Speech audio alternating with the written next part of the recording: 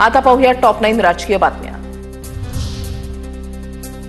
गुजराती आणि मराठीमध्ये कुठलीही स्पर्धा नाही, गुजराती आणि मराठी दोन्हीही मजबूती देण्याचं काम करतात, केंद्रीय गृहमंत्री अमित शहांचं वक्तव्य।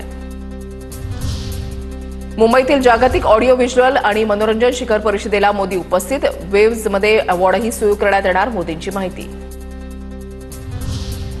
पुण्यामध्ये परशुराम आर्थिक विकास महामंडळाचे अजित पवारांकडून 10 मिनिटं आधीच उद्घाटन, मेधा कुलकर्णींच्या तक्रारीनंतर अजित पवारांकडून पुन्हा उद्घाटन।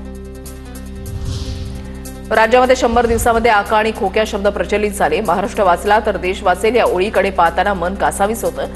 गँग्स ऑफ ट्रिपल इंजिन सरकार मस्तवालपणे वागतंय, काँग्रेस प्रदेशाध्यक्ष हर्षवर्धन सपकाळ यांचा निशाणा।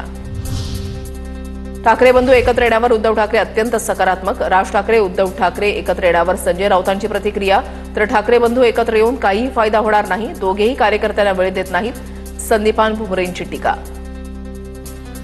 ते चर्चा आहे, दोघे एकत्र येणार तर काय होणार? दोघे एकत्र येऊ, दोघे एकत्र येऊ काही होणार नाही। दोघांसोबत आम्ही काम केलेले आहे, दोघांच्या पद्धती आम्हाला माहिती आहे, म्हणून मला सांगायचं दोघंही वेळ देत नाही।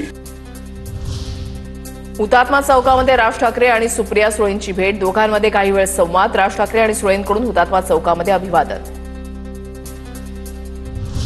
रायगडच्या पालकमंत्रीपदाचा वाद सुरू असताना अलिबागमध्ये जिल्हा मुख्यालयामध्ये अदिती तटकरेंच्या हस्ते महाराष्ट्र दिनी ध्वजारोहण, अदिती तटकरेंना ध्वजारोहणाचा मान दिल्यानं वाद वाढण्याची शक्यता। छत्रपती संभाजीनगरमधील वक्फ बोर्डाच्या कार्यालयामध्ये घुसून इम्तियाज जलील यांची दमदाटी, जलील यांच्याकडून वक्फ बोर्डाच्या अधिकाऱ्यांना धमक्या। 100 दिवसांच्या कार्यालयीन सुधारणा कार्यक्रमाचा निकाल जाहीर, महिला आणि बालविकास विभाग पहिला, सार्वजनिक बांधकाम विकास विभाग दुसरा तर कृषी विभाग तिसऱ्या क्रमांकावर।